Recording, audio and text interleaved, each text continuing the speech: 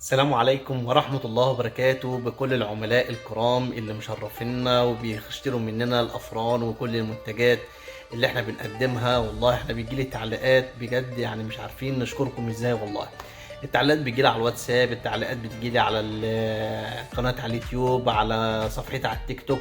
الحمد لله احنا بنقدم محتوى يا رب يبقى ينال اعجابكم. احنا بنقدم فرن الحشاش من فترة وبعتنا افران كتيرة لكل العملاء.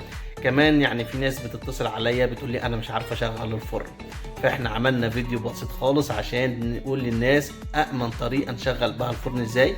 زي ما احنا عملنا فرن الصعيدي تجربه ليه، هنعمل باذن الله تجربه صغيره لمده دقيقتين، مش هطول عليكم طبعا. بنشغل الفرن اللي على اليمين وعلى الشمال واللي تحت البلاطه. كمان هنعرض حاجه ما عرضناش قبل كده، اللي هو فرن الحشاش السكراب بالشوايه. حاجه جميله جدا انا ما عرضتهاش قبل كده، بس كانت ناس طلبتها مني وعملتها وبعتها الناس عشان ما كانش في وقت ما قدرتش اصورها.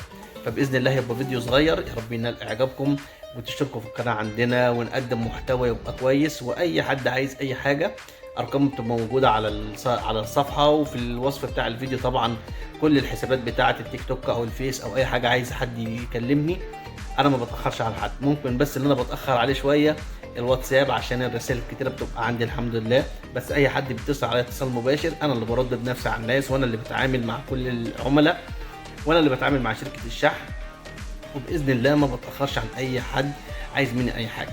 فيا رب باذن الله الفيديو يعجبكم يبقى بسيط، وان شاء الله نقدم حاجات اجمل باذن الله. يلا بينا نشوف تشغيل فرن الحشاش. السلام عليكم ورحمة الله وبركاته. ادي تجربة عملية لفرن الحشاش هنجربه وهنشغله عشان ايه الناس اللي كانت بتسأل على طريقة التشغيل.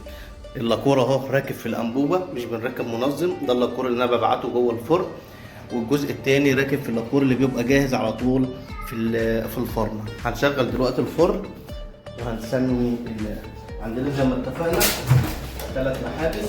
ده البلاطة اللي في النص، البلاطة اللي الشعلة اللي على اليمين والشعلة اللي على الشمال. اي ولاعه شمس زي كده هنولع منها هتبقى سهله خالص. بسم الله. هنفتح الغاز، اول ما تسمع صوت الغاز هتروح ايه تمد الشرط نور اهو زي الفل. نهدي النار عشان ايه نولع الناحيه الثانيه. بسم الله.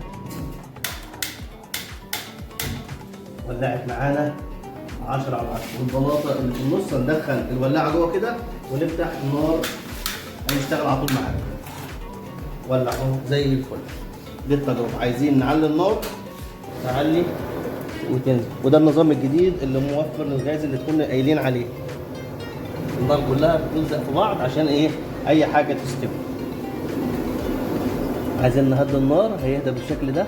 طبعا اول مرة لما بنبعت الفرن بيشتغل حوالي ربع ساعة، وبعد كده بنجرب الفرن زي ما احنا عايزينه ونشغله. تجربة عملية هي الفرن الحشاش عشان تبقى ظاهرة معانا وباين كل حاجة داخل الفرن.